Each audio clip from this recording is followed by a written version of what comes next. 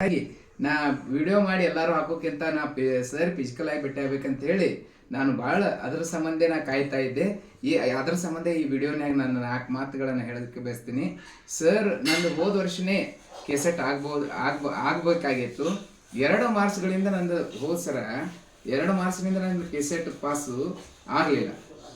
ಆಗ ನನ್ನ ಸ್ನೇಹಿತರು 3-4 ಜನರಾದರೂ ನನಗೆ ಆಗಲಿಲ್ಲ. ನಾನು ಅವರಾದರೂ ನಂದು ಆಗಲಿಲ್ಲ, ಅವರು ಓದವ್ರು ಆದರೂ ನಾನು ಆಗಲಿಲ್ಲ ಅಂತೇಳಿ ಒಂದು ಭಾವನೆ ಇತ್ತು. ಅದಕ್ಕಾಗಿ ನಾನು ಮುಂದೆ ಏನು ಮಾಡಿದೆ ಅಂದರೆ DGK ಸರ್ ಅವರ ಪುಸ್ತಕಗಳನ್ನು ಅವರು ನನಗೆ 3 ಪುಸ್ತಕಗಳನ್ನು ಕಳಿಸಿದರು. ಕೊರಿಯರ್ ಮುಖಾಂತರನ ಕಳಿಸಿದರು.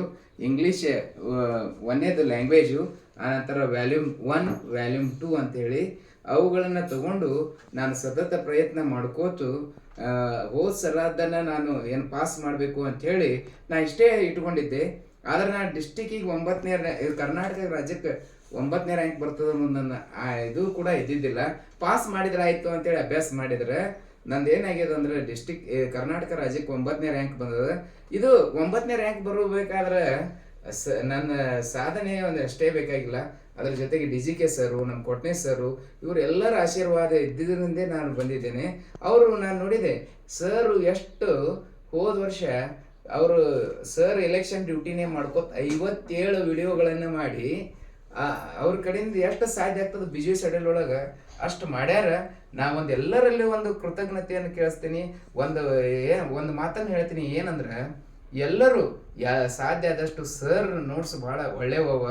ಅದಕ್ಕೆ ಸರ್ ಎಷ್ಟು ಕಷ್ಟಪಡ್ಲಿಕ್ಕತ್ತಾರ ವಿಡಿಯೋನ ನೋಡ್ರಿ. ಅದ್ರ ಜೊತೆಗೆ ನೀವು ಏನು ಮಾಡ್ರಿ ಅಂದ್ರೆ ಸರ್ದು ಇಂಗ್ಲೀಷ್ ಲಿಟ್ರೇಚರ್ ಪುಸ್ತಕ ಹಾಗೂ volume 1 volume 2 volume 3 volume 4 volume 2 3 ಮತ್ತು 4 ನಾನು ಈಗ ಬಂದಾಗೆ ಸರ್ ಅಲ್ಲಿ ಮನೆಯಲ್ಲಿ ನೋಡಿದೆ.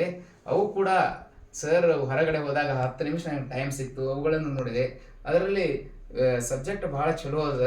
ನೀವು 100% ಒಂದು ವಿಷಯವನ್ನು ಹೇಳ್ತೀನಿ, ಏನು ಪೇಪರ್ 1 ಆಗಲಿ ಪೇಪರ್ 2 ಇಂಗ್ಲೀಷ್ ಆಗಲಿ ಅದನ್ನು ಓದಿದ್ರೆ ಸರ್ ಕಡೆ ಅವ್ರು ಒಂದೇ ಮಾತು ಹೇಳ್ಬಿಟ್ರು. ಸರ್ ಅವ್ರು ಯಾವಾಗ ಸೇವ್ ಮಾಡ್ಕೊಂಡಾಗ ಪ್ರೊಫೆಸರ್ ಅಂತ ಹೇಳಿ ಆ ಹೆಸರು ಸೇವ್ ಮಾಡ್ಕೋತಾರಲ್ಲ, ಅವರು ಕೆಸೆಟ್ ಸರ್ಟಿಫಿಕೇಟ್ ಪಡಿಲಿಕ್ಕೆ ಬೇಕು ಅನ್ನುವಂಥದ್ದೊಂದು ಸರ್ ವಿಷಯವನ್ನು ಹೇಳಿದರು. ಅದು ಬಹಳ ಒಳ್ಳೆಯದು. ಅವ್ರ ಮಾರ್ಗದರ್ಶನ ಕೂಡ ಹಾಗೆ ಅದ.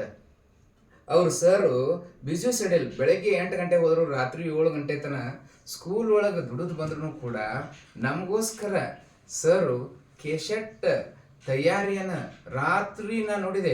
ಒಳಗೊಮ್ಮೆ 11-11:30 ಸಹಿತಕ್ಕೆ ವಿಡಿಯೋ ಮಾಡ್ತಿರ್ತಾರೆ. ಆ ನಂತರ ಬೆಳಗ್ಗೆ 5 ಗಂಟೆಗೆ ಎದ್ದು ವಾಕಿಂಗ್ ಹೋಗೋಕ್ಕಿಂತ ಮೊದಲು ಅದನ್ನು ವಿಡಿಯೋ ಮಾಡಿ ಹಾಕ್ಯಾರ. ಅವ್ರು ಎಷ್ಟು ಪರಿಶ್ರಮ ಪಡ್ತಾರೆ. ಅದಕ್ಕಾಗಿ ನಿಮ್ಗೆಲ್ಲ ನಾವೊಂದು ಸ್ಪರ್ಧಾ ಮಿತ್ರರಲ್ಲಿ ಕೇಳ್ಕೊಳ್ಳೋದು ಒಂದೇ ಅಂದ್ರೆ ಆ ವ್ಯಾಲ್ಯೂಮ್ 1 ವ್ಯಾಲ್ಯೂಮ್ 2 ವ್ಯಾಲ್ಯೂಮ್ 3 ವ್ಯಾಲ್ಯೂಮ್ 4 ಅದರ ಜೊತೆಗೆ ಅದು ಅಷ್ಟೇ ಹೇಳಲಿಕ್ಕಿಲ್ಲ. ಇದು ನಾನು ಇಂಗ್ಲೀಷ್ ಲಿಟ್ರೇಚರ್ ಹೇಳಿದೆ. ಅದರ ಜೊತೆಗೆ ಇನ್ನೂ ಒಂದು ಅದ್ಭುತ ಹೇಳ್ಬೇಕಂದ್ರೆ ಸರ್ ಪೇಪರ್ 1 ಅದು ಒಂದು ಕನ್ನಡ ಯಾರು ಗೊತ್ತಿಲ್ಲ ಅವರು ಒಂದು ಬುಕ್ಕ ಮಾಡ್ಯಾರ. ಅದರಲ್ಲಿ ಎಲ್ಲ ಟಾಪಿಕ್ಗಳು ಕವರ್ ಮಾಡ್ಯಾರ. ಅವುಗಳನ್ನು ಓದಿದ್ರೆ ಸಾಕು, ನೀವು ಏನೂ ಇಲ್ಲಾರ್ದೆ ಮೆಂಟಲ್ ಎಬಿಲಿಟಿ ಇಲ್ಲಾರ್ದೆ ಮಿನಿಮಮ್ 30 to 40 ಏನು ಒಂದು ಪ್ರಶ್ನೆಗೆ 2 ಮಾರ್ಕ್ಸ್ ಇರ್ತಾವೆ. ಮಿನಿಮಮ್ ನೀವು 30 ಅದನ್ನು 1ನೇ ಪೇಪರ್ ನೀವು ಮೆಂಟಲ್ ಎಬಿಲಿಟಿ ಇಲ್ಲಾರ್ದೇ 30 ಪ್ರಶ್ನೆ ಸಾಲ್ವ್ ಮಾಡಿದ್ರೆ 60 ಮಾರ್ಕ್ಸನ್ನು ನೀವು ಪಡಿಬಹುದು. ಹಂಗೆ ಸರ್ ಪುಸ್ತಕಗಳವ ನೋಡ್ರಿ. ನಾನು ಬಿಜಾಪುರದಿಂದ ಸರ್ಗೆ ಭೇಟಿಯಾಗಬೇಕು, ಅವ್ರ ಆಶೀರ್ವಾದ ಪಡಿಬೇಕಂತ ಹೇಳಿ ನಾನು ಎಲ್ಲಿಗೆ ಬಂದೀನಿ ಅಂದ್ರೆ ಒಂದು ವಿಡಿಯೋ ಕೂತಲ್ಲಿ ಮಾಡಿದ್ರೆ ಆಗ್ಬೋದಾಗಿತ್ತು.